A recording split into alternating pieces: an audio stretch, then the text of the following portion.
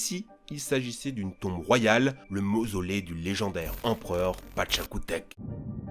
Cette situation avec le Sphinx, on la trouve dans un autre site archéologique célèbre, Machu Picchu au Pérou.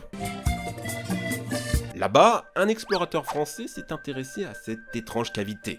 Il amène des chercheurs, des appareils, pas de doute, il y aurait plusieurs chambres derrière ces pierres et elles contiendraient des objets métalliques. La théorie est lancée. Et si il s'agissait d'une tombe royale, le mausolée du légendaire empereur Pachacútec?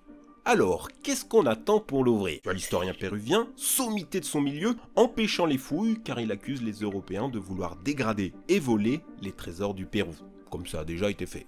En face, tu as l'explorateur français qui n'a pas une approche scientifique très sérieuse, trop sensationnaliste, et qui accuse l'historien péruvien d'empêcher les fouilles pour obtenir tout le crédit scientifique de la découverte. Et à côté, t'as le gouvernement qui décide de complètement empêcher l'accès au lieu, parce que cette histoire, ça fait du bruit, ça attire les touristes, et donc les dégradations. On en était resté là en 2014, il n'y a pas eu de nouvelles depuis, il suffirait d'enlever quelques pierres pour être sûr, mais non. On ne saura jamais ce qu'il y a derrière les portes secrètes du Machu Picchu.